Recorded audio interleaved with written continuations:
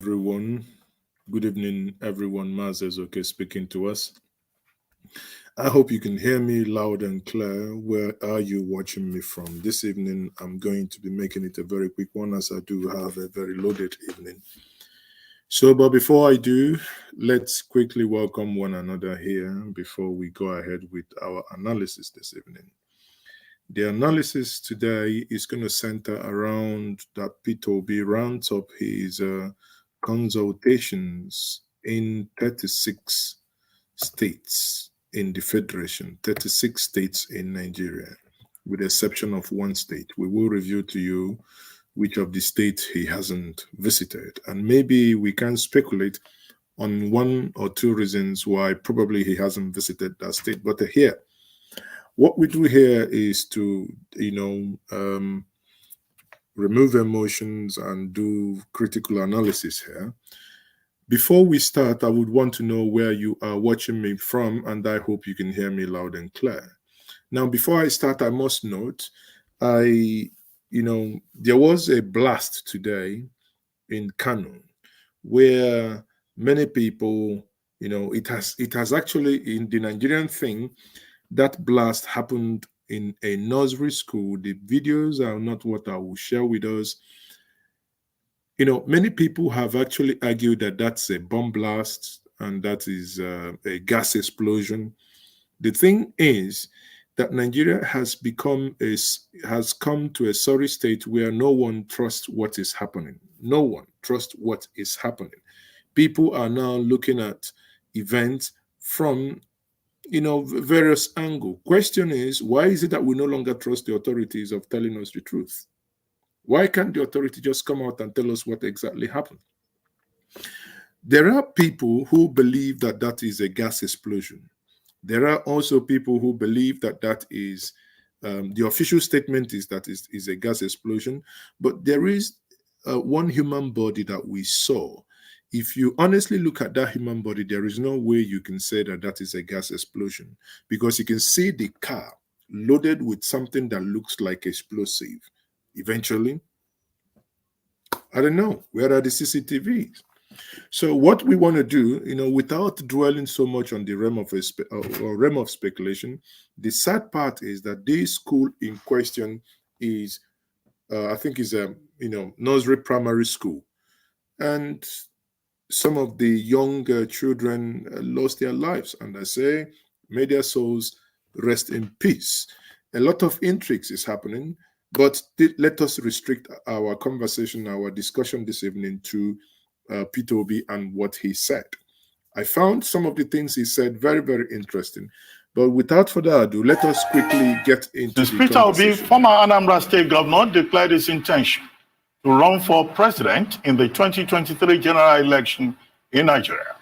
The peace-loving, soft-spoken gentleman has visited the 6 geopolitical zones of the country to canvass for support amid challenges of insecurity, inflation, and religious crisis, just to mention a few.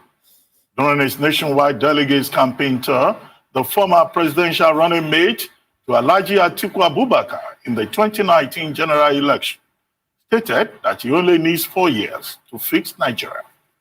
Obi said he will replace the sharing formula of monthly allocation with a production formula if elected.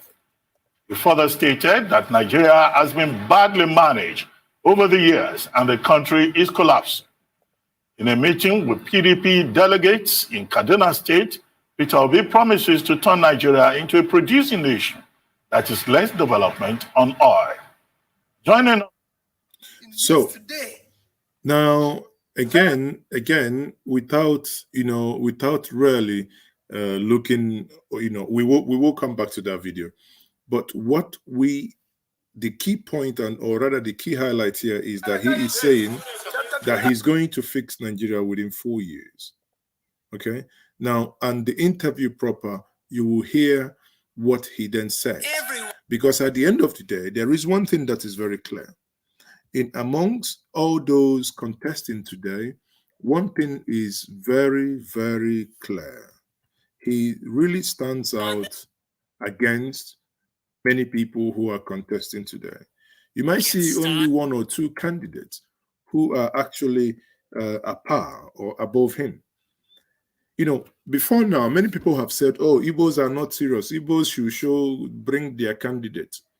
And many of us at that point said, wait, by the time the Igbos will get their candidate, you will know that there is the difference between Ebe and the Ebe in Igbo. That's the way we say it. And now the masquerades are there.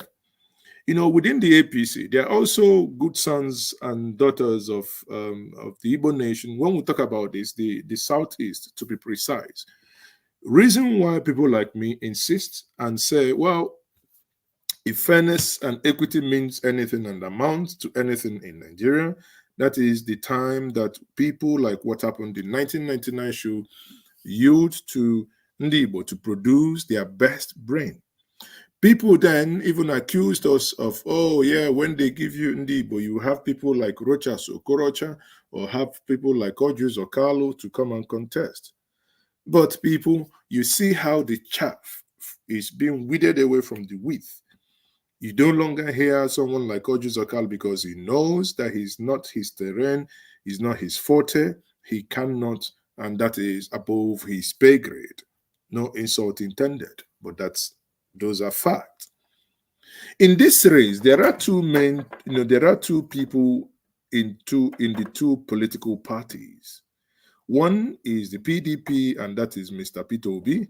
The other is in the APC, and that is Dave Umahi.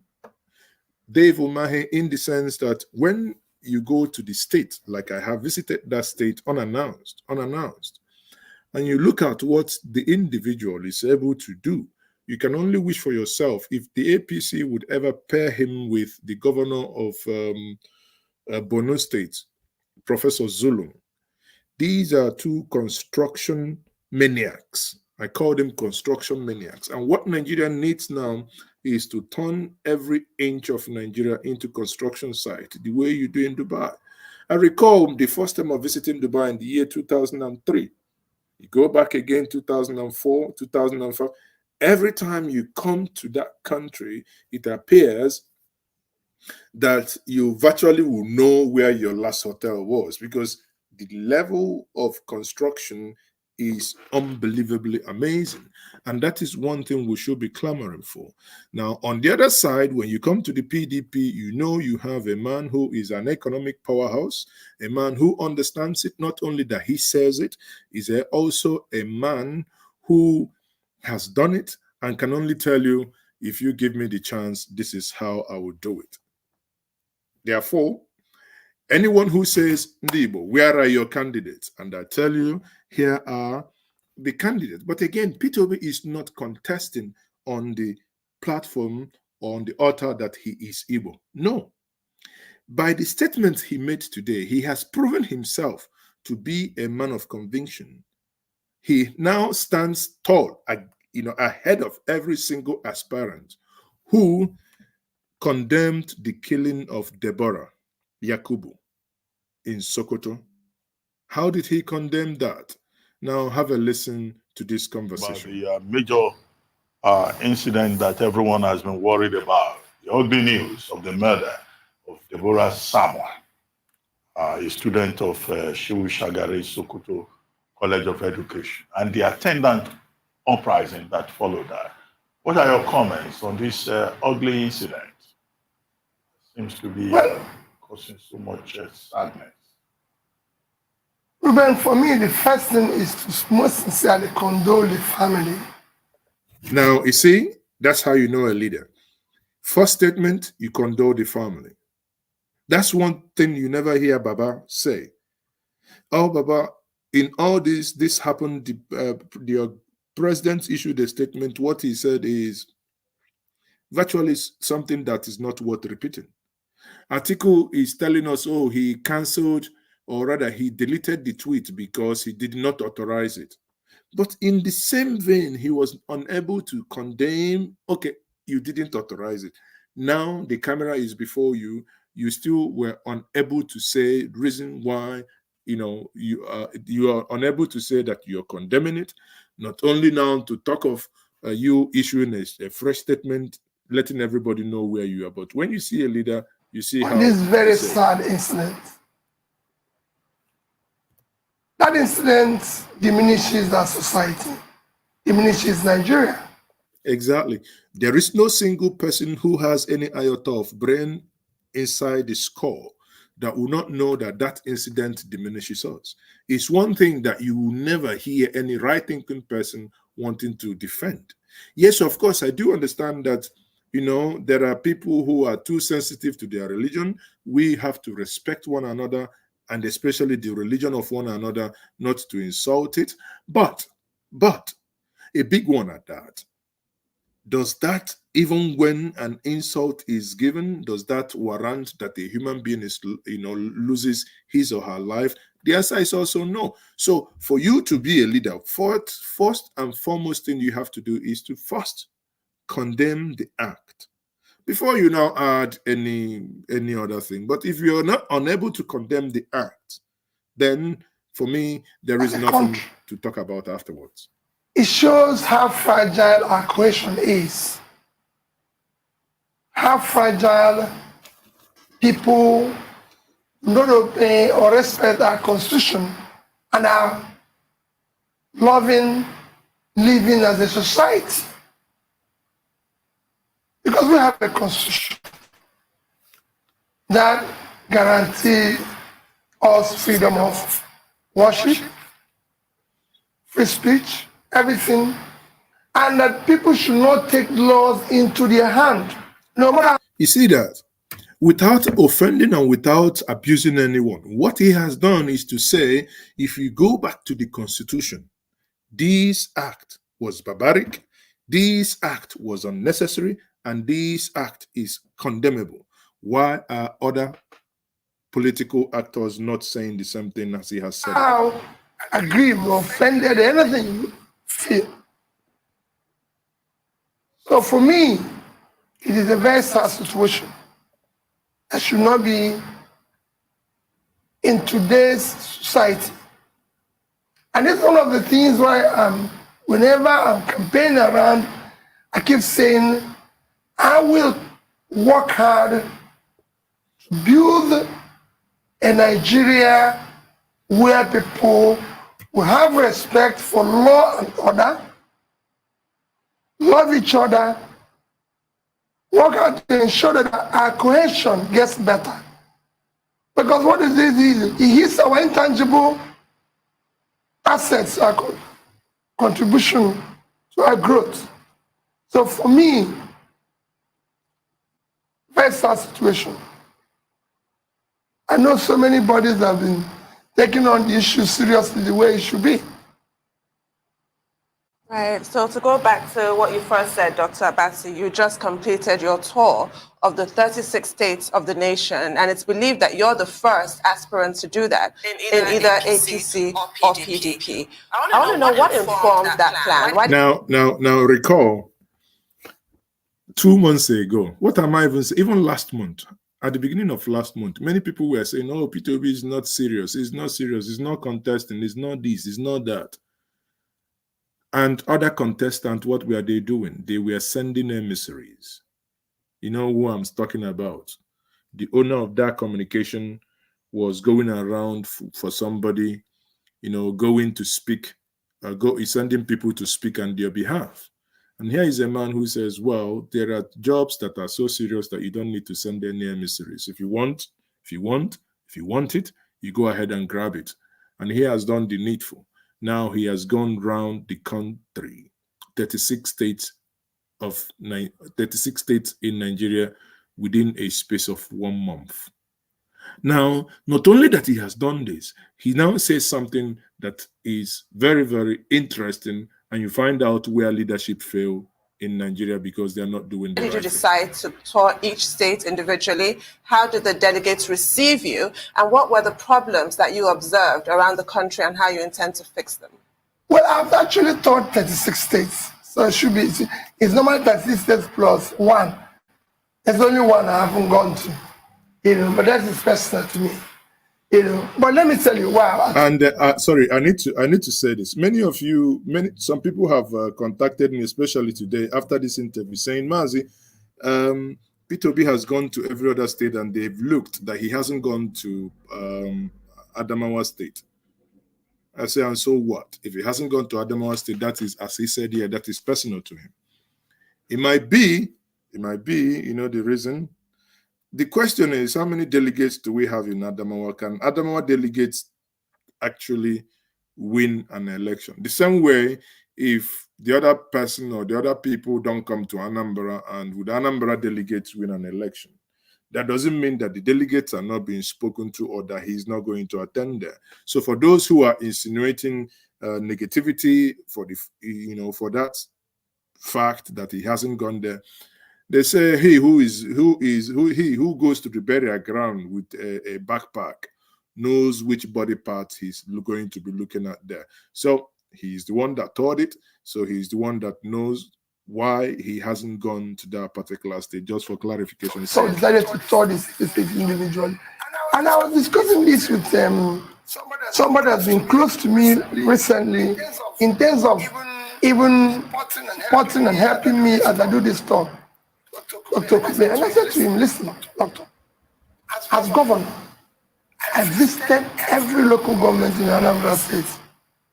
I slept in them. Even when it's a short distance of 1 hour from Oka.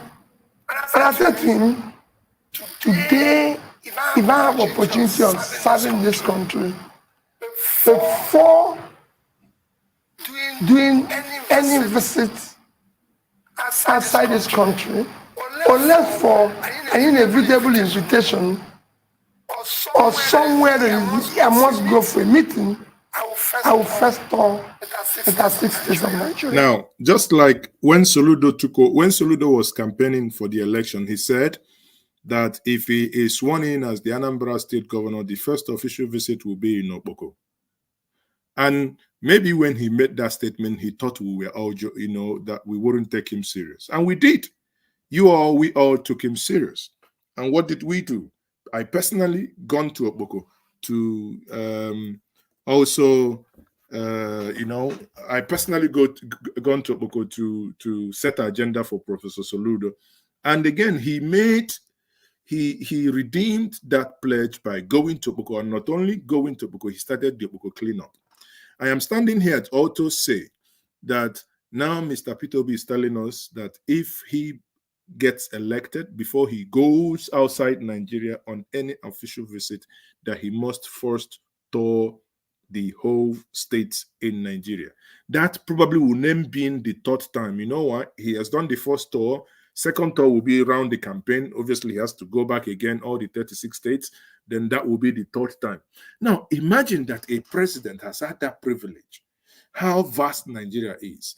Has had the privilege of going to people, meeting them, sometimes spontaneous, asking and speaking to the stakeholders, understanding where and how, what their pains are. Don't you think that if that keeps happening, that we will probably have better leaders? Had Buhari, after winning the 2015 election, had he continued, because obviously the people of the Southeast, the South didn't trust him. They didn't, for whatever reason. It is their, it is their decision. But had he gone back after winning an election, try to curry favor from them, telling them that we are one, I'm a father by the virtue of the fact that you have elected me the president of this nation, I am now the father of the nation. Can we all work together? The story would have been different in 2019. But hey, rather than do that, the first thing he started talking about the 97% and 5%, which is also mathematical incorrect. But again, it is Buhari. We'll give it to him. It's as long as it's not corruption and as long as it's not cow and sanu, then there is no problem. But on a serious note, you see, when they say you you know that through the audio, so when you listen to the guy, you understand that there are some things that not many of us watching this, that's why I do this analysis, that not many of us watching it might actually, in context and in content here, might actually not see it the way I may be seeing it, or maybe the way some of us are seeing it. Because I think that comment is deep and is deeper. And it's something that I've written it down. It's something we must hold him to account. I hope I'm going to get it here again to have a one-on-one conversation with him, and I will begin to ask him. You watching me now will tell me the questions I'll ask him. My personal question that I want to ask him the next time I'll see him, what he's going to do with the Nigerian fleet, not the one, the presidential fleet, not the one Buhari promised us, and now I think we even added more. And not one has been sold in the last 7 years. Isn't that what we call corruption? Of course, that is corruption. That is nothing but to tell you that Nigeria has really gone from top to bottom. I'm not the one saying it. But again, the president in his own words says that Nigeria has gone from top. APC from top to bottom. Top to bottom. Top to bottom. So on that note then, so let's bring back Peter B here and let's hear him out. Stay there, discuss with the stakeholders on ways and means in which we can build a more cohesive, a peaceful, caring society. Look at ways in which we can bring the best of every state. It's critical. The same thing is what I did by going from one state to the other to largely be able to canvass and interact with the delegates from that state on why we cannot continue on the path we are today. But if I tell you, it's very difficult. I find so many things very worrisome. Very, very worrisome. One is that our politics remain very largely transactional. Two, which is very sad, most worrisome to me, is that what makes a country, one of the most important ingredients of being a nation is respect. Trust. So now on here, he's basically saying that one of the ingredients that makes a nation, and which is one of the things that he found and he was very sad about, is this concept of non-respecting of the currency. Again, he now talked about how he went to one of the African neighboring or one of the African countries and the experience he had there in terms of respecting their currency. Let's keep hearing him out here. People have for their currency. Currency is a measure of faith and trust of citizens in their nation. Currency is a measure of productivity. Currency is a measure of your economy. I find it very, very worrisome that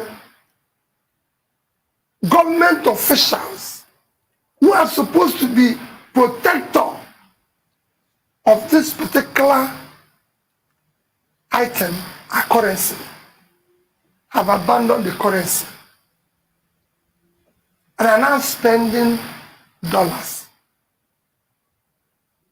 I find it worrisome that while our manufacturers, business people cannot find dollars for critical inputs into manufacturing, critical import of spares and everything, the dollar is scarce. But the politicians found money to share. No country of the world will this happen. And this is being shared by people who have no legitimate means of earning dollar ever in their life. So it's a different thing if somebody comes and says, oh, Peter, I invested money in this and I earned $500,000. That's what I'm sharing. But the Reuben, whom I know, has not earned any dollars in the past 5 years. He's sharing dollars openly. And nobody's questioning that. One. Now, you see, in the Nigerian way, this is a frank talk that he's speaking, and he's speaking from the heart. Obviously, those that share these dollars, those that control the delegate, of course, they are not idiots. They are listening to him. And they will, I'm not reading their minds, but one would rather think, oh, they will be thinking now, if this man is talking like this, that means we are in trouble. There is no money to be shared. But again, in actual sense, there is no money to be shared. But what is then adding to it is that even if he's there is no money to be shared, but we got to get on producing. A nation that does not produce, but only dwells on sharing money cannot develop, and that is a fact. Diminish your currency, you ruin your economy and everything. I was in Morocco just within the past 3 weeks. I bought travel allowance from Nigeria and I went to Morocco, met people, and I said, they told me that this dollar, I have to cash it through using my credit card. So I said, where's dollar credit? Where is dollar credit? The points where I can cash my dollar. I was shocked. And they told me, not in Morocco. And I have to change that money in their currency. Morocco. If I want to. And now it's in every country. And when I spoke to the government officer, I said, why wouldn't you have a place that can cash dollar? He said, not in Morocco. In Morocco, you spend our currency. So you must change that dollar in our currency. In Nigeria, government officials and everybody is changing our own currency into dollar. And this is dollar we cannot give to manufacturers. This is dollar we cannot. And not only that, even kidnappers now are demanding dollars. Recall that Evans, the kidnapper, was the first kidnapper that actually started taking dollars, but again from private individuals. Then the northern terrorists and bandits now taking it with Boko Haram, taking it a notch higher. That all the Chibok girls, Dapchi girls, that they now demand dollars. That then the train bandits,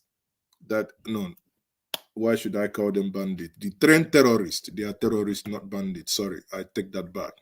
That the train bombers and the train terrorists, that they now take dollar too. They take dollars. They tell you your ransom is in dollars. You go change it and bring it to them.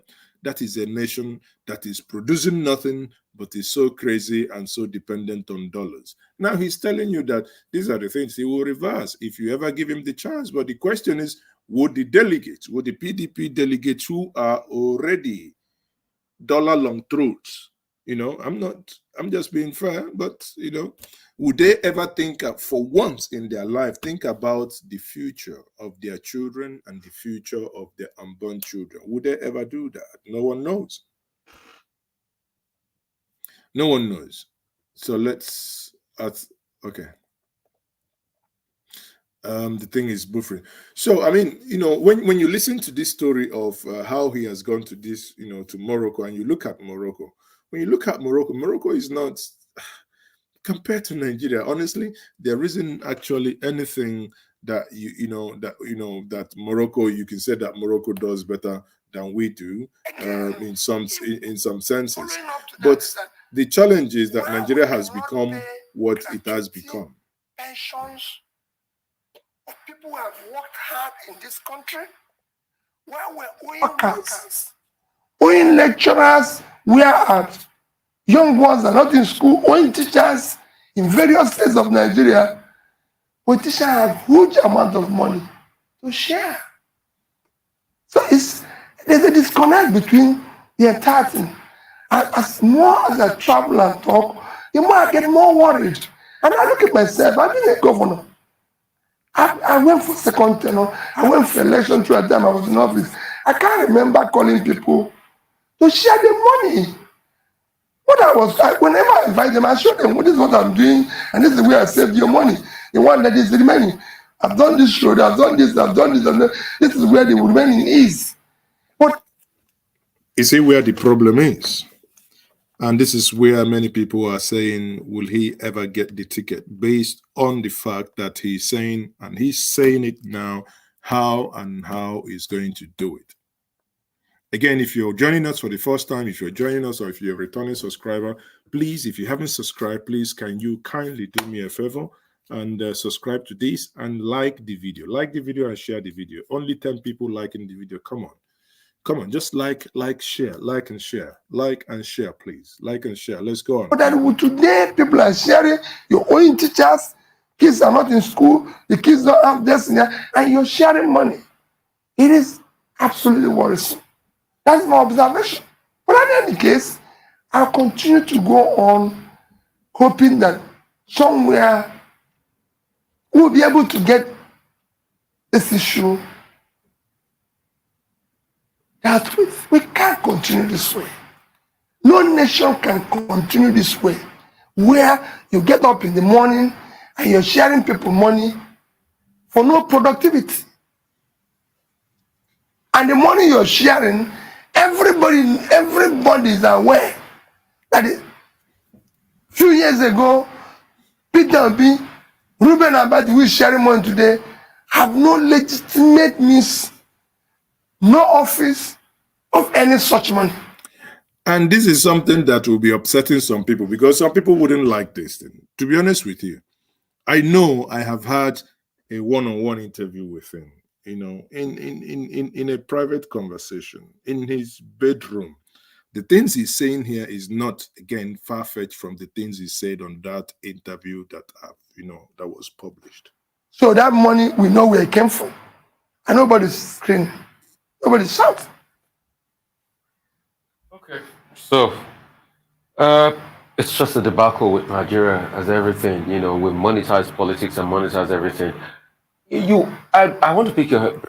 Even at this point, you can see that our good friend and the journalist award of the year that I have given to Rufai Useni, Rufai, to some extent, couldn't even find his voice. Now look at the posture of Ruben Abati. Ruben is just like, he's sitting like this saying, chai.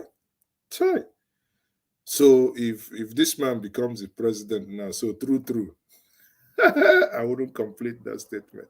But again, on a lighter note, you constantly talk about moving Nigeria from a sharing to a producing nation. I'd like you to clarify that your position.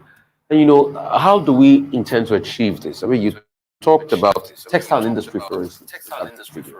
You talked about the fact that we can make money from textile than we make from crude oil. I mean, how do we do this? How does Nigeria truly make wealth? Because Nigeria is a poor country as we speak. Very poor. So that's how much we try and sell your home. So, some of your comments here, Ras says that Nigeria is not for you. Say Nigeria is not for you. The criminals in power are listening. Obviously, they are listening. But again, as we say in Igbo, the thing is that the whole Nigeria challenged the people, challenged indeed when they challenged the people of the South, is saying that you cannot talk about presidency being zoned to the Southeast, that you must present a top-notch candidate to beat anyone when it comes to competence. I recall when my good friend, late Obadiah Melafia, in one of the Southern and Middle Belt intellectual group that we were having a conversation, then Dele Mamudu hadn't declared. And Kesel Moralu was in that conversation. And that conversation was also broadcasted here on JJ Media TV. In that conversation, Melafi Obadiah was arguing that we should discard zoning and insist on competence. And I said, what if where you have competence and at the same time there is a perceived injustice that has been ongoing for a long time, that you can use zoning also to cure the abnormality? What then happens? The argument ensued. He got to a point, he then had to yield to a superior argument that yes, you can, for the sake of national cohesion and national unity, to say, well, the region that we, that haven't really produced this presidency, give us your best. And even before Nigerians eventually asked for Ndibo or for the Southeast to give them their best, now They can say without mincing words, Ndibo are saying it, I hear, and I can't say that enough. That is my personal preference. In the PDP, the best candidate for Ndibo here is Peter Obi. And in the APC, the best candidate that can turn this nation into a construction site is no other person than the current governor of Ebonyi State. Again, no apologies. These are facts. Verifiable facts. You go to Ebonyi. I love Enugu State very much. I love, Enugu is my second home. But listen, Enugu is becoming, comparatively to Ebonyi now, Enugu is becoming, Ebonyi is jumping into a second world country, and Enugu is going down from third world, maybe into fourth. My state of Anambra, I don't even know where we now belong.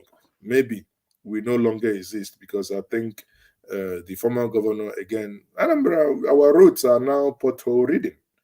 Whereas you go to the other state, you see people driving on 8.5 concrete road. These are federal, most of them federal road though, from Enugu to Ebonyi.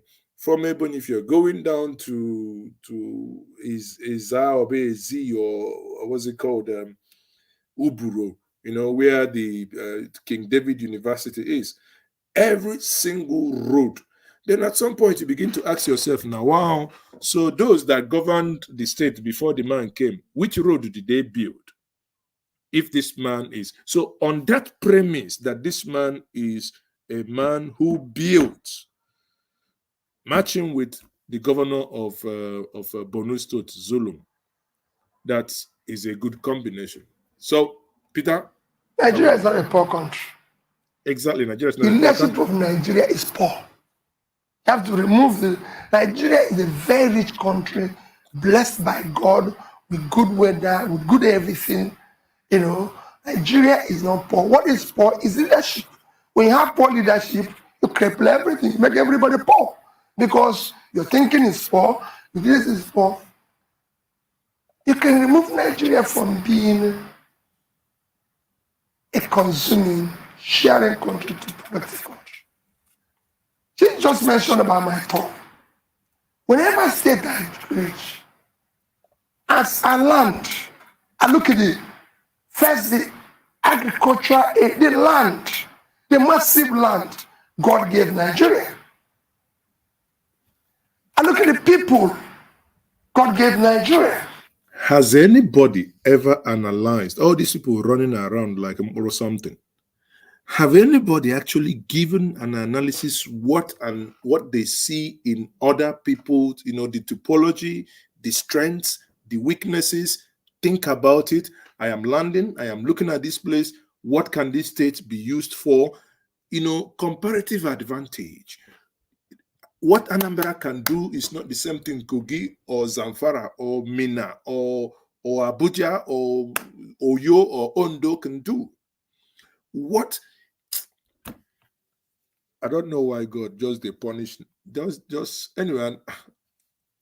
Sometimes he can't stop. Sometimes he want to blame Lugard. Sometimes he want to blame ourselves, and sometimes he want to blame the politicians. But again, 2023 is the time for all of us, those like you and I are not happy with Nigeria. I'm not happy in Nigeria because Nigeria is happening to all of us. Nigeria, they do us. Nigeria, they do us. So those of us not happy with Nigeria, what can we do? It's better let's just like NSAS. We need to give them our best. Ask myself a question. How did we get here? About that is a very simple thing. Nigeria is a country of about 931,000 square kilometers. Square kilometer, yeah. 923. Very good. Very good correction. Vietnam is 331,000 square kilometers. Nigeria is 200 million population. Vietnam is 100. Vietnam export last year is about 300 billion. Total export. Nigeria export last year is about 30 billion. Hey, 10% of Vietnam. see, yet their brain is not. They don't have two brains. Yet they are crying that they are poor. Yet they are not exporting oil. Oh no, this oil itself na cost. So we have a third of their land. We have half of their. We have twice their population. They have a third of our land, half of our population. Look at the productivity. That shows, they're producing anything. The 5 or 6 biggest states in Nigeria, Niger, 76,000 square kilometers, Borno, about 70, Taraba, 54,000, I think Kaduna, 46, Bauchi, 45. The 5 biggest or 6 biggest states in Nigeria is about 340,000 square kilometers. It's bigger than Vietnam. That's 6 states. Yet there is nothing to produce. And look at what they're doing. And what is Vietnam exporting? Vietnam is exporting manufactured goods, not oil. 98% of their export is manufactured goods. Number 1 is electronics. You saying it cannot be manufactured in Nigeria? It can. We had Debo Electronics. No, I said it can. Even when that time wasn't in Vietnam. And number 2, or followed by that, is again issues of funds. Number 3 is textile that I mentioned. 32 billion. Kaduna used to be home of textile and garments. Where is it? These 3 sisters I called you, Kaduna is there. They're not doing that. I said it in Kaduna, that we can export even if it's just 2 billion. They are doing 32 billion. Bangladesh is 36. There's nothing happening in Kaduna. In fact, you can't travel to Kaduna. I wanted to go to Kaduna. People said, you can't go to Kaduna by road. No flight goes to Kaduna. No train goes to Kaduna. That if I want to go to Kaduna, I have to go to Kano and drive to Kaduna. What are you talking? Kaduna? Where we have all our meeting instructions and everything. No. At this point, you just get your handkerchief and you say, put your hand in the air. You just do nothing but to cry for Nigeria. Kaduna, where you have all manner of military installation. Growing up, what we used to, as a young chap then, what we used to hear is the Kaduna mafias, Kaduna this, Kaduna that. Where are the Kaduna mafias? They've been overrun by ragtag terrorists, ragtag bandits, ragtag criminals, to the point that they will have the infantry to even go into a military installment. And Nigeria is, someone made a joke and you think it's a joke, that in Ukraine, poor Ukraine, damn freaking poor Ukraine, one of the poorest countries in Europe, Russia is bombarding them day and night. Yes, they have electricity. Russia is bombarding them day and night. Yes, they have water to drink. And they still have security. When the bombardment stops, they can drive around safely. But here in Nigeria, you're not at war officially with anyone. Electricity, national grid collapse.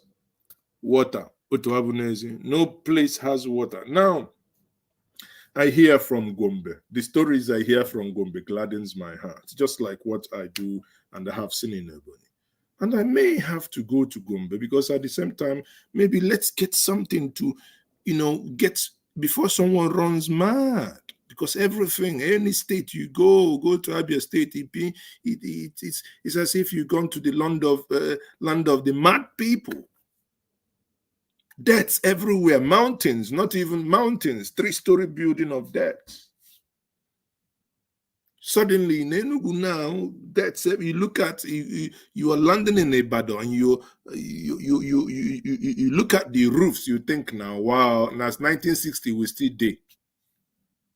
Nowhere, no region. He said it here.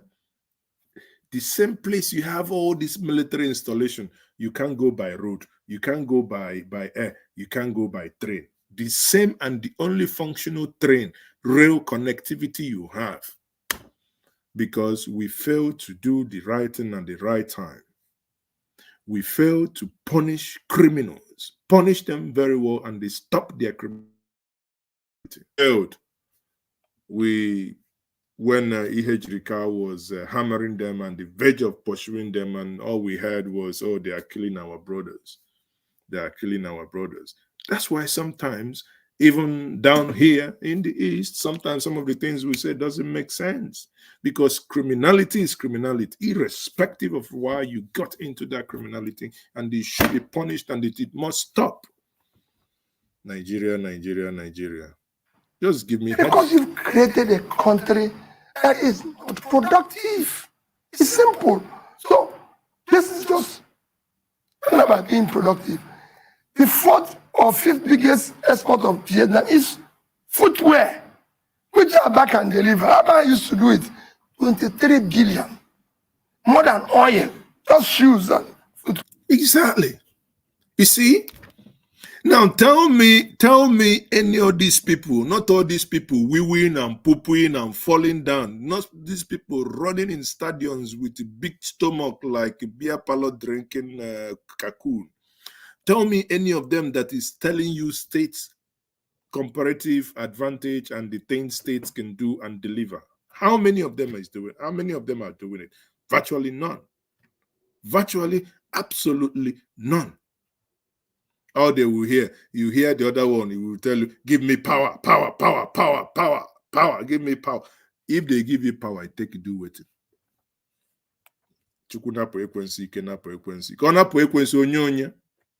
Give me power. Give you power. Now, where is the roadmap? What is it? What is it that you can do with the power? Nobody knows.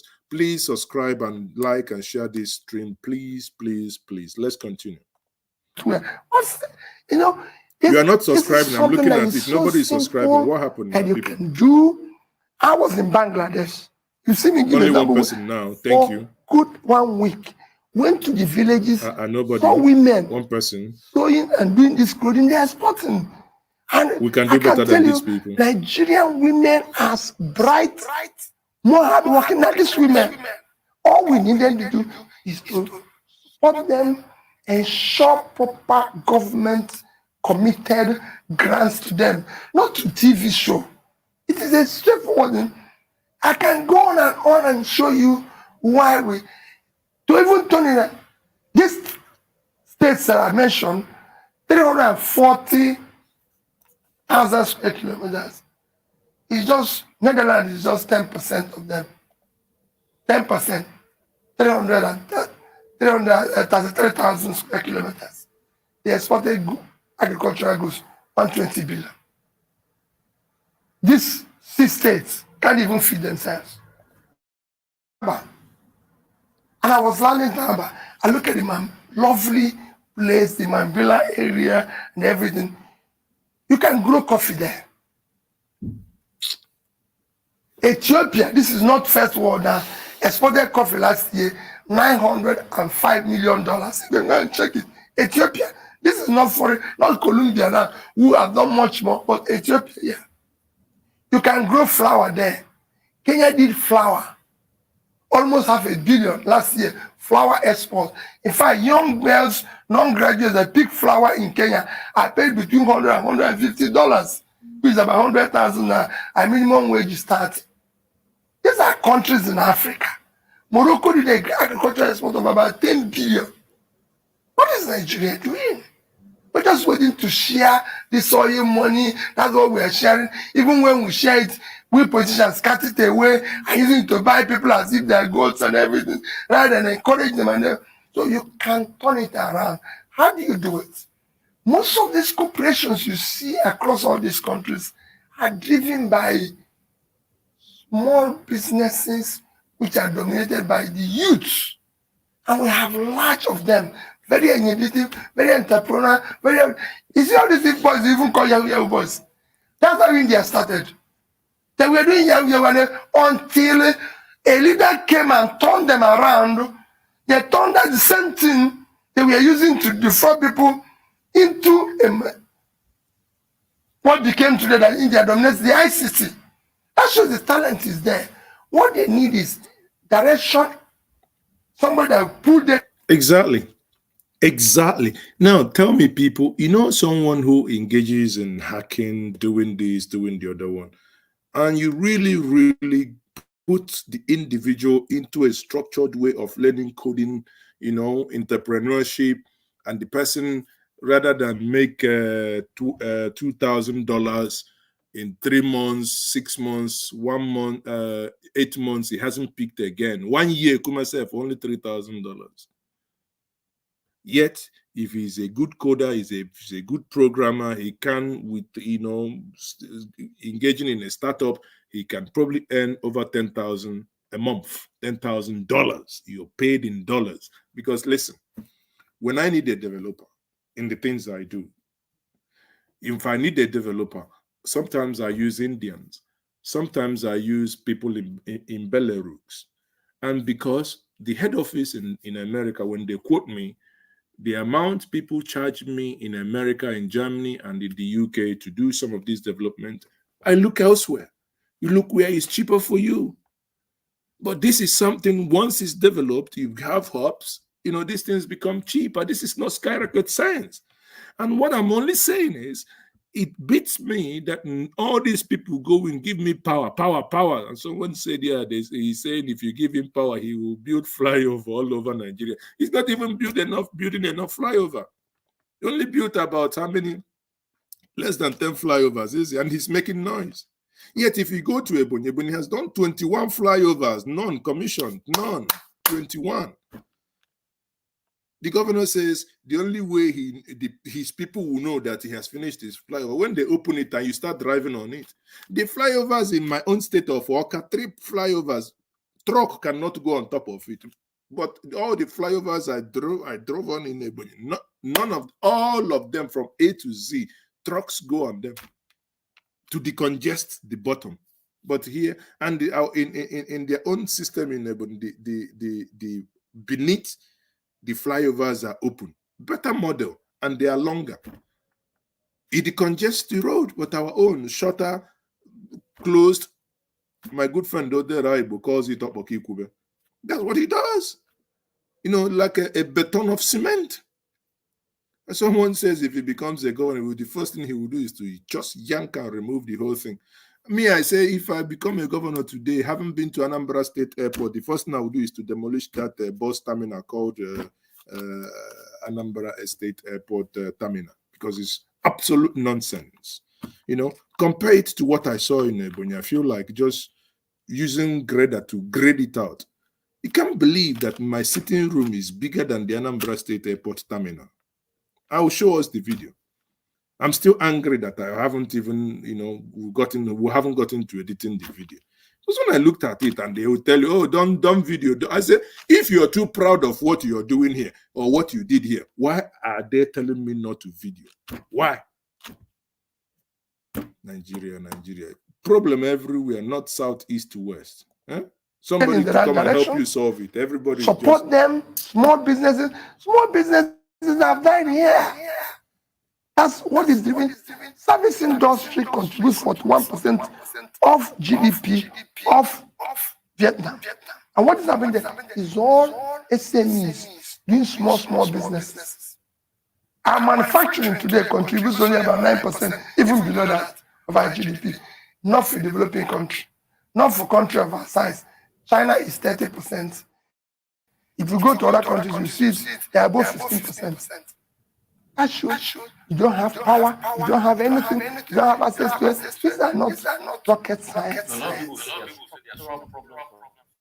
So if you say you want to do all this without fixing power, for instance, other structural problems, how do you get it? That's what I'm telling you. Fixing power is not rocket science. Let people not talk about this. You see, we got it wrong from the first privatization and other things and everything. Well, because you must have a commitment that you're going to do this right. What happens in this Nigeria? That okay, we want to privatize power. We do not look at the study from beginning to end and know how this is going. What are we talking about power? Between 2015 and today, Egypt had doubled its power production from 26,000 to 55,000. Egypt, I mean, if we don't want, You see, Egypt doubled it from 26 to 55. When Jonathan was handing over, we had about 7,000. Jesus Christ. Both PDP and APC, bunch of failures. Nigeria, a country of 180 something, even when I don't believe we're up to 120 million. But for argument's sake, that we are 200 million and you are generating less than 10,000 megawatts. Today, national grid collapse. This, that, if you go to Twitter, go to Enugu Disco, you see national grid output today. I think it's about 4,000 something. Let him go ahead. Let me go back and check and see. As a president, who go there and sit there and say, "How did you do this?" It's not from the moon. Today, you are the giant of Africa. You're generating 4,000 megawatts, which is what we've generated since the house. It's the biggest economy. Now here, people, because again, I, as a data scientist and the project manager, I always want to piggyback on data. That's why sometimes some of you, when things are published and it doesn't sit well with you, because in your warped mind, you're already thinking, oh, it's because of this fake news I heard. Just like the fake news that was trending yesterday, that Obi of Nature has asked Ndibo living in the north to come down. I mean, I don't know why some of us derive joy in just sharing fake news and all this. But now look at this here. People, this is today, 6 hours ago. I decided to be sure. 6 hours ago, my source is Enugu Electric Distribution PLC, the Enugu Disco. National generation today, what Nigeria is generating today, 17th of May, 2022, as of 5 a.m. in the morning today, 2,319. So why won't we? It feels like I get all these leaders and yank them in one room and just close the door. 2,319. Out of these quantum... out of this quantum generated, allocation to EEDC is 208.1 megawatts. See, Nigeria. And this again, will be distributed across Aba, Abia, Anambra, Ebonyi, Enugu, and Imo. And you're expecting to have light. 2,131 is what a local government should be using in Nigeria, local government, yet you're distributing this to whole nation. In fact, for the benefit of argument, 2,139 is what a state, just let's say a state that has no industrial layout should be using this. But the whole nation of 300, according to what's it called, Lagbaja, 300 mumus. According to 300, a nation of 300 mumus, this is what we are using. You see, the reason why I keep doing this and showing us facts and figures. So anyone saying, you can take a screenshot, you can tweet it, you can go to let me actually tweet it. If you go to my Twitter handle now, let me go write it here. Go to my Twitter handle at Mazes, okay? This is shameful. Let me quickly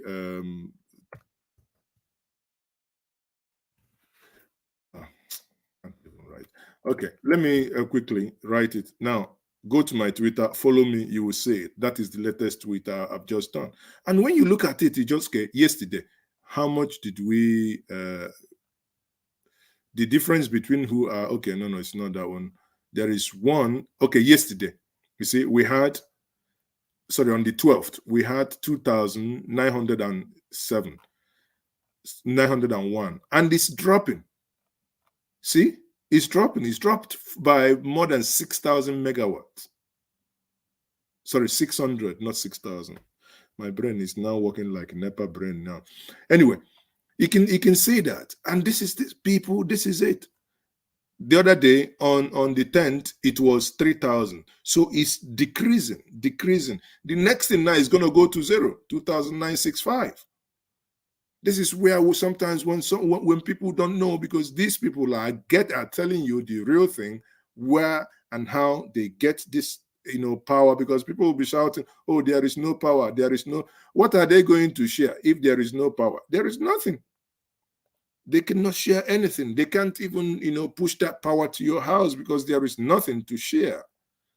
There is absolute nothing to share. The whole thing is just sickening, to be honest with you. Sickening. Anyway, let's continue, people. South Africa is doing about 50,000 with 60 million people. The third biggest economy, which is Egypt, is doing 55,000 with 100 million people. Let me tell you, if we want power to change, it will change. The first time we borrowed money to do power here was 1964. You have seen me say it.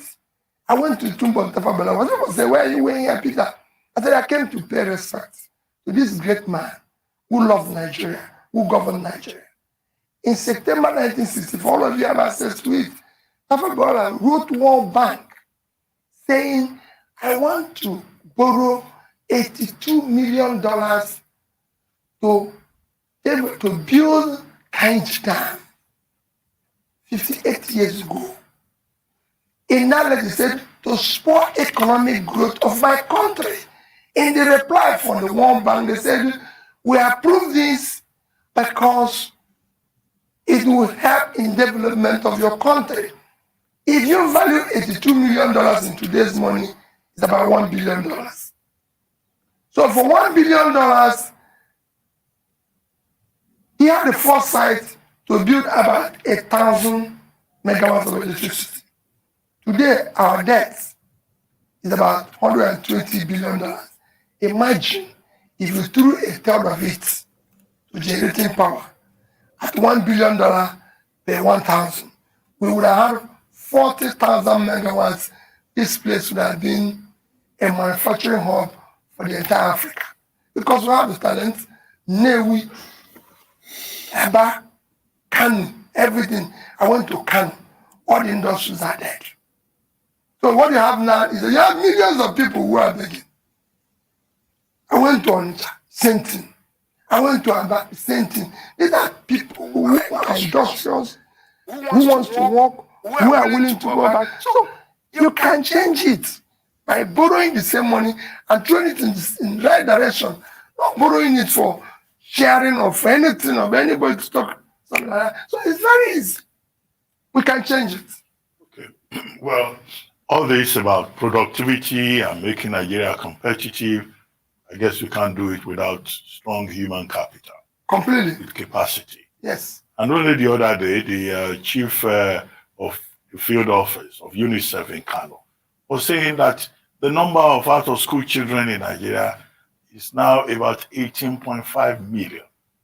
Out of that figure, the same figure that used to be 10.5, at one point we were told it was 13 million. Out of that 18.5 million, 60% are girls, the girl child. And these 60%, most of them are in one part of the country, the northern part of the country. Sorry, my northern brothers watching me. I'm not taking a swipe at you. But it beats me, and many times I keep asking. Every time election comes, we talk about power must come to the north, power must come to the north. Have you ever asked yourself, the power that has come to the north, what has it actually done for you? The people that has been governing you from the north, what have they done for you? Now, people are clamoring, oh, we want Goodluck Jonathan back. We ask them for what reason. They say, oh, he built a Majori school. And you now have your own that has only 150 cows. If they wear condom, I don't know. They don't grow, they don't die. And these schools are not built. 60% of girls, 60% of girls out of school, not going. Do you know that girls are the future? women, because they, when any look at any country that is prosperous, is where women are successful. Any country that is prosperous is where women really are dominating. Yesterday, I saw one video. Our women are in the church, and what we hear is, carry me, they go my husband house. So I'll be waiting, say, Jesus, carry me, they go my husband house. When I listened to that, it broke my heart. It broke my heart, and I think one of the staff eventually shared it. Why that video broke my heart is, why would a woman, the greatest achievement in the society today is that she is in a husband's house. If we are a prosperous people, a woman should be able to, confidently be on her own. If a husband comes, respectfully, fine and good. If there is no husband, for Christ's sake, you live a life, and live a life in full. But hey, here we are. My good people from the north, especially the northeast and the northwest. Let religion and region not beat you, and this time around you're going to vote according to ethnicity. Bring justice, equity, and also crown it with competence. If you don't want the Nigeria to break on top of your head, which is, let us look now, 2023, it's either you redeem it, or you might at some point you say, aha, everybody, make I answer my name. Maybe, I don't know. In the words of Pa Ayo Adebanjo, he has said it, not once, not twice. In the words of Pa Dr. Chukwuemeka Ezife, he has said it once, not twice. In the wise words of Chief Ike Clark, he has said it not once, not twice. The world is enough for a wise. How do you intend to tackle this issue of education in the country to ensure that we have a competitive, group that can take Nigeria forward and ensure this productivity that we've been talking about? Women have always said that my number one priority is education. Number two is education. Number three is education, because the more educated your country is, and it's been shown, the better your economy. Because you can't talk about productivity, you can't talk about it without. Can somebody tweet it? Can somebody tweet this nugget, please? My number one priority is education. Number two, education. Number three, education. Because when a country has educated people, magic happens. Tell me who else can say that. And it's very simple, especially in education of women. You can't talk of any country that is doing well today without talking about education of women. Because actually, they are more organizers. They're better in terms of being productive. It's been shown that women are actually more productive than men. I'm talking about cotton industry in Bangladesh. It's 60% dominated by women. It was the same in Vietnam. And you can go on and on, It's a question of government understanding this is where we're going to go. We're talking about investment in education. For example, one of the places even Central Bank was trying to dash people money, if you bring is, that's why remittances. We have 5 million Nigerians living outside this country, and they are remitting about $15 to $20 billion.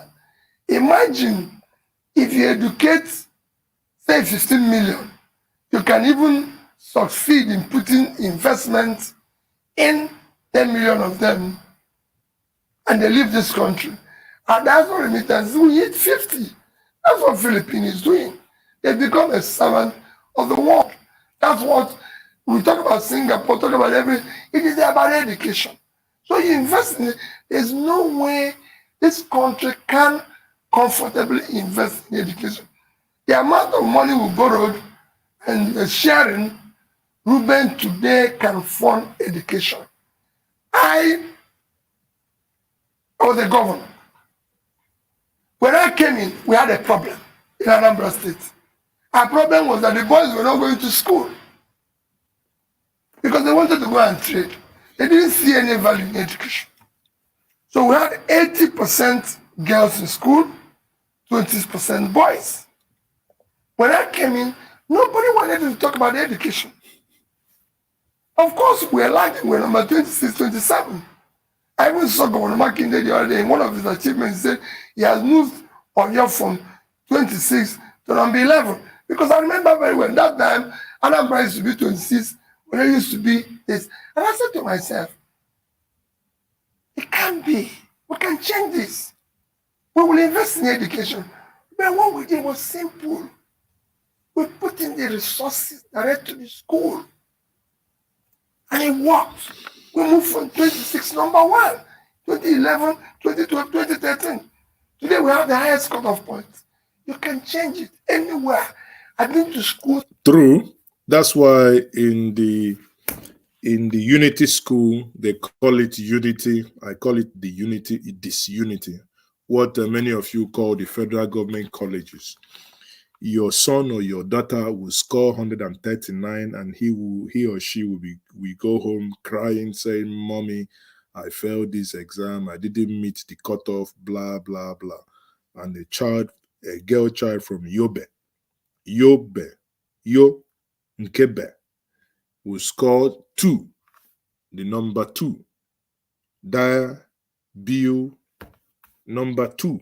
2 as in 1. 2. Otu, Abo, 2. And the child will be given admission. Your child that scores 139 will not be given admission. I say no more. I say no more. Everywhere in the world. If you are going to Tambowal, I visited Sokoto once. Said, "Where are you going to?" I said, "I'm going to schools. I went to schools in the border. I went to schools, about 4 schools in Sokoto. Bishop Kuka would tell, and you could see people who wants to learn. But why are they not doing that? Because we've reduced to invest. But let me even tell you, what we are going today in terms of criminality, our children will refuse to invest and educate yesterday. True. It become a problem for us today. And the earlier we start educating the ones that are coming now, the better. So we will do that. And there's resources to that. All this money you see that's being budgeted for education and everything never get to schools. They don't get to where they should be. What we're going to do now is have a policy. Nigeria cannot be, look at what World Bank said yesterday, that we are 7th worst country in human development. Nigeria. This is a country that used to be exemplary. People used to come from, when I was in Nsukka, we had exchange students from America, from everywhere. People used to come to Ibadan to learn, to do this. So what is happening? We now go to Ghana. We now go to this. It will change.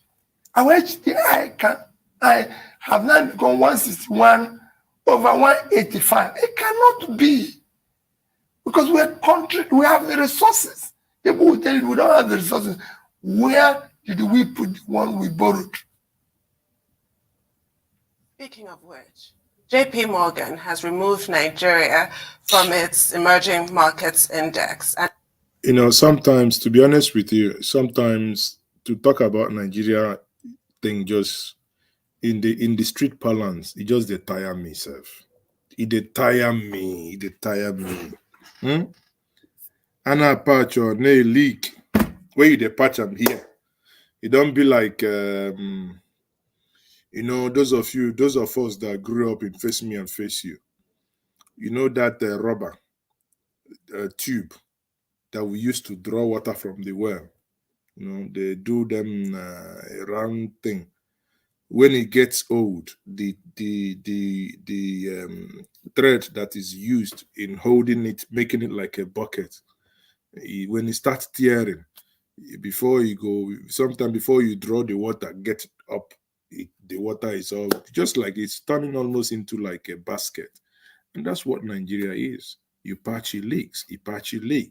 Nigeria sees competence, they go for ethnic sentiment. They see people who are healthy, who have got something to offer, who can actually push them away.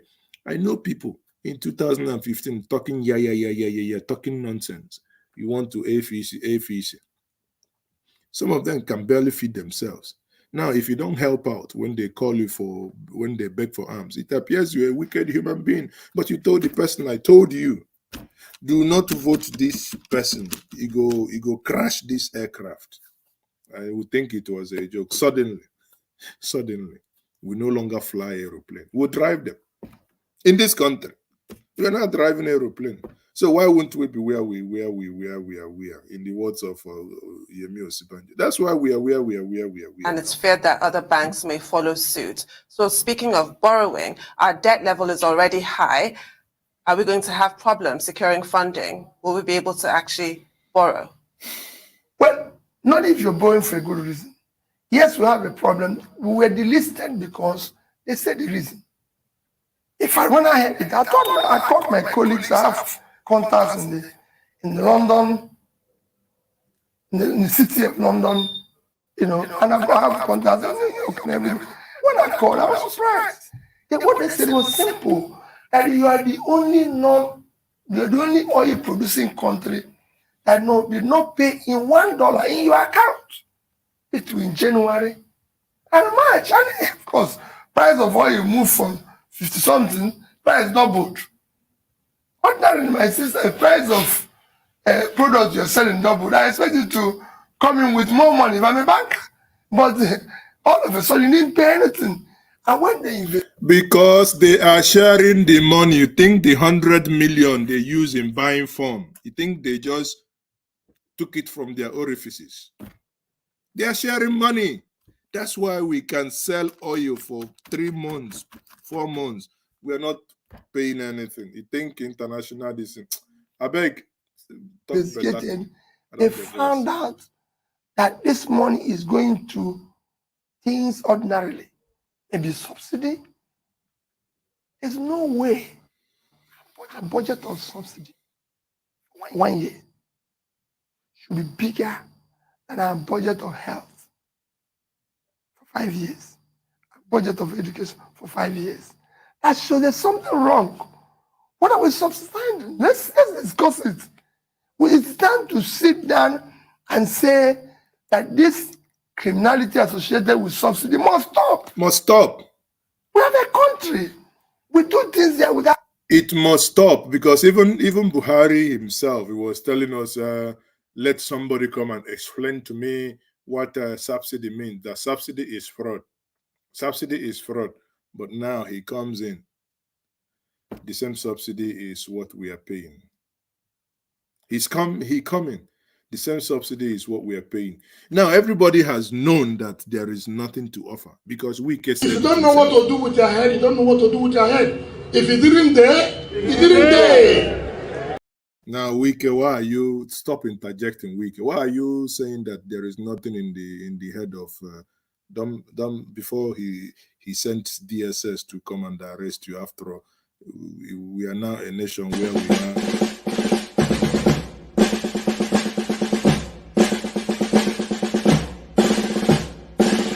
Hey, what are you doing? Producers, stop doing it now. Let's talk something serious, and you're showing us cow marching past. But at the end of the day, what am I saying here is that people, if you didn't dare, in the words of Wiki, didn't dare.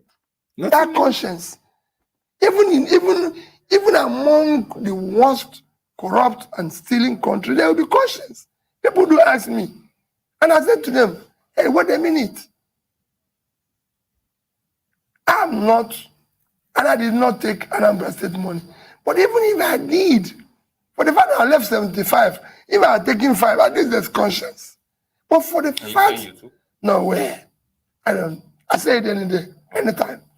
Capital no. Go and show me one. And I challenge anybody. Show me in the 8 years of PDP being governor where Anambra State money was mismanaged. Challenge anybody. And that's what I tell people. Do not bother about how my private life or this. There's so many things I can do to make money. I'm a great creator any day, anytime. Whether here, in the Western world, anywhere. Because there's so much opportunity in life. But I'm saying that even if you are, you should have conscience. You say, no, this is wrong. This is right. So, where is the money? So they delisted us because we didn't save any money. But that doesn't not stop us from borrowing. People say our debt to GDP is low compared to, say, Egypt or Morocco, anything. But see the difference. If Morocco issues a bond today, say for $10 billion, the interest rate will not be more than 3%. So Morocco will need to pay out only $300 million because they have an economy that is stable. Their position is overweight, which is what JP Morgan is saying. So they have a saving. If Nigeria issues the same bond, they will pay 10%. So because you're not in borrowing and doing the right thing, you've lost $700,000, $700 million. For the same amount, another African country borrowed because Morocco had been able to build their intangible assets to where they are stable. Peace, unity, there's law and order. How can somebody invest in Nigeria where they can wake up and say, oh, there was a cartoon done in Kebi, done in Denmark, and some people will have their shops and their head chopped off? How can people invest in a place where they say a soldier is caught and her head chopped off her body and her photo, naked body, shown and thrown all over WhatsApp and people are watching? How can people invest with confidence in a place where you send your staff to go from Abuja to Kaduna in a meeting? The next thing you might receive a telephone call. Kai, Megidani, I want $50 million, $50 million for ransom. How can you invest in such environment where there is no, there is no punishment, real punishment? How can you invest in an environment where you wake up, you hear that the accountant of the federation, the person set up, put in there to look at and look at your money, keep your money, he lumps in there, he dips his hand into frivolous contract and goes away with 80 billion in Nigeria. All we hear is EFCC arrested him. Yakubu, the former MD of NMPC, Andrew Yakubu, who stole, well, again, they say it was gift, millions of dollars was put in a wretched warehouse in Kaduna. Eventually, it was busted, and he went to court. Court has acquitted him. In this same country, has they told us the house they found dollars in Ikoyi? Has the government told us who owns that money? It's 7 years plus, 7.5 years now. The same government fighting corruption have not told us who were those who returned money when Buhari took over. And I say to you without any apology that those, if true, and this is a very big caveat here, if true that people actually returned money, they must be regretting it. They must be calling themselves fools because they've seen that, well, it's a free for all. Steal as much as you can. Steal as much as you can. A nation where people just steal money like there is no tomorrow. Accountant General of the Federation takes 80 billion. B. Senators Ministers, everybody buying tickets to run for presidency, 100 million, 100 million. Now, about 8 of them has abandoned that money. And I say, which kind juju be this? For the fact that somebody paid 80 million, 100 million, and he did not run for that same presidency, and everybody is keeping quiet. That money is just like you wake up one day, you just throw 100 million out of the window. Nobody is questioning them. Nobody is saying, Oga, come on, 100 million. How many tax? How much tax have you paid? Why did you? But you can't do it. It's not the same thing in Nigeria. So that differential you're wasting in your borrowing, which is what is happening even in the one we're owing now. Let's say we're owing $100 billion. So you are now paying $100 billion at 3% would have cost us $3 billion. $100 billion. $3 billion. But you're not paying 10. So you're losing $7 billion. If you had thrown $7 billion into education, health, fighting poverty, in 5 years, you have a difference. So you need to build that where you have that intangible assets that gives you that state. That's what Nigeria used to be. But you threw all that away. Yes, other countries in Africa, like Ghana, have physical issues, but we shouldn't because we have some assets that we can utilize. Okay. I want to talk about institutionalized corruption. The fact that corruption has become institutional. Almost no ministry or MDA is removed from corruption. We're talking about this one in the story of the Accountant General of the Federation. And shocking enough, the last Accountant General of the Federation who had corruption allegations.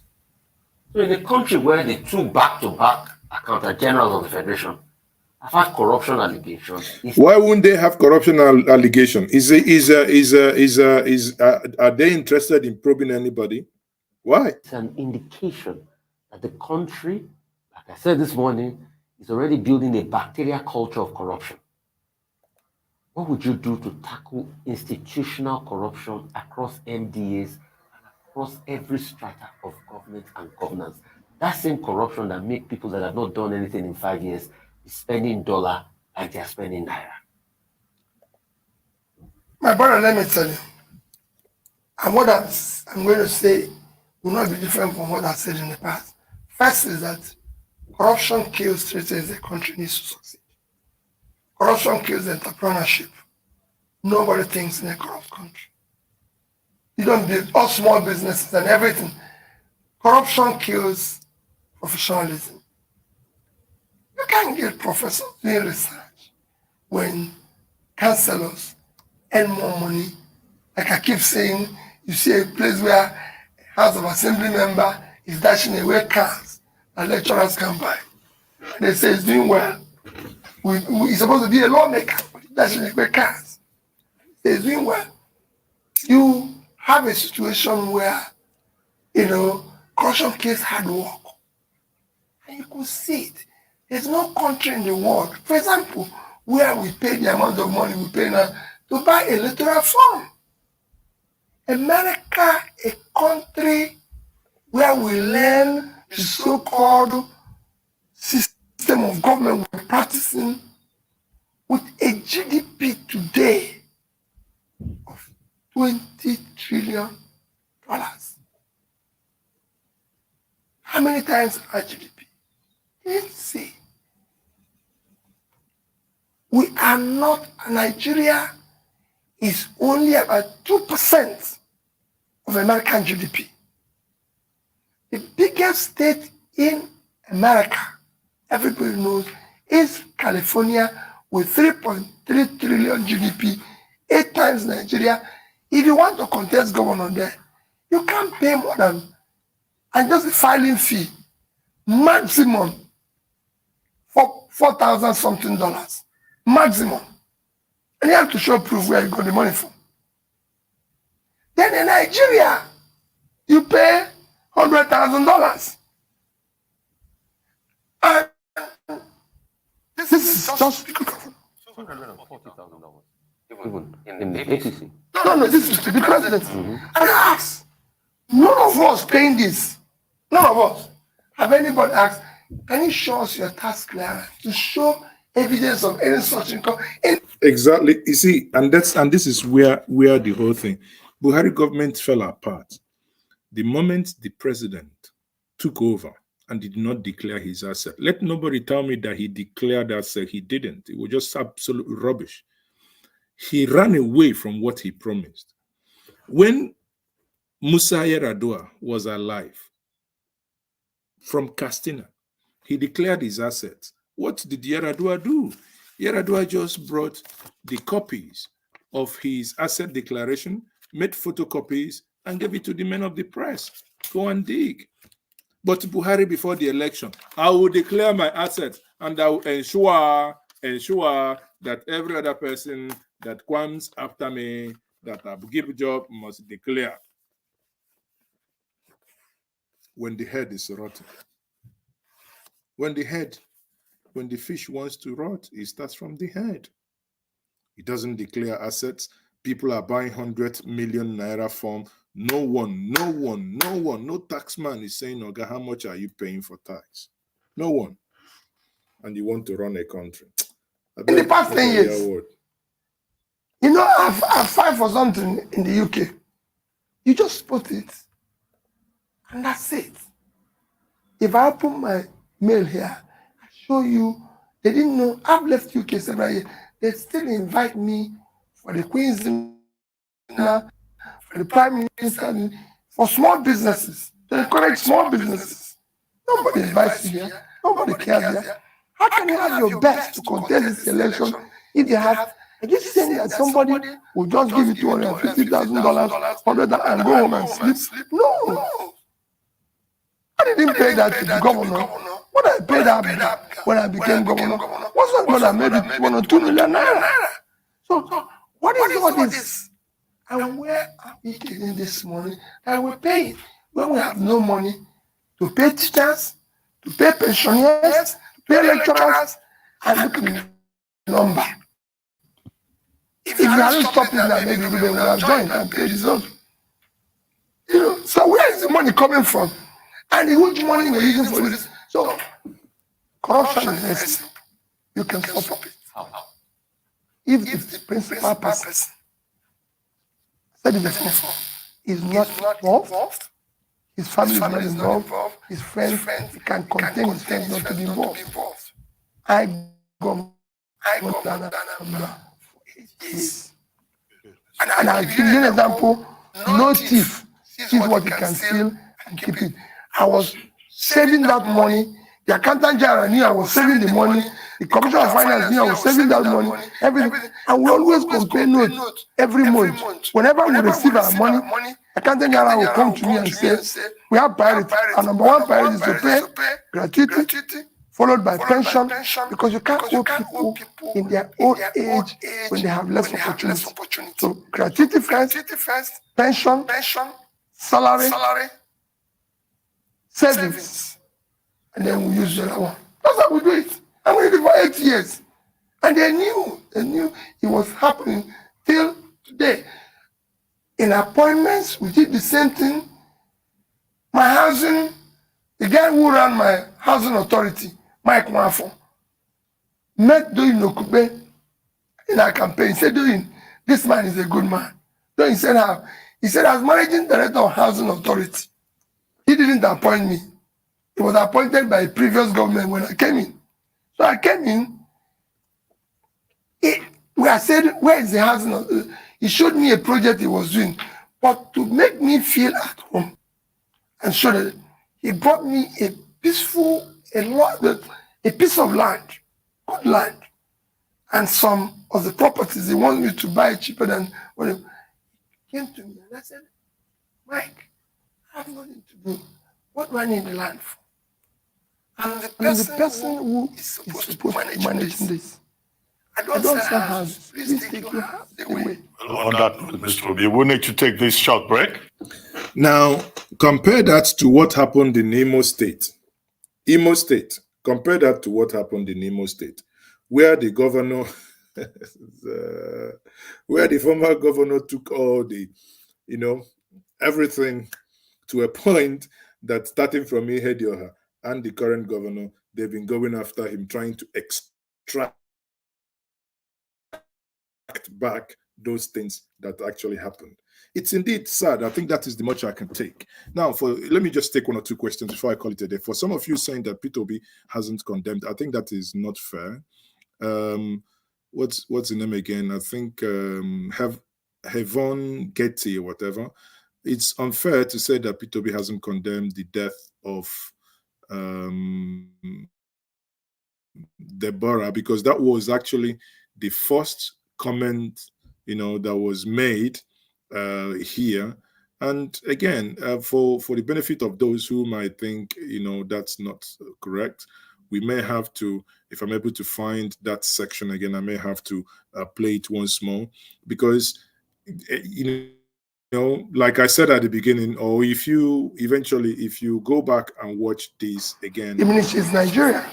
Exactly. So that's what he said here, that killing again, I play that for us here. That killing diminishes Nigeria. That's what he's worried about. The ugly news of the murder of Deborah Saba, a student of Shehu Shagari Sokoto College of Education, and the attendant uprising that followed that. What are your comments on this ugly incident? Seems to be causing so much sadness. Ruben, for me, the first thing is to sincerely condole the family on this very sad incident.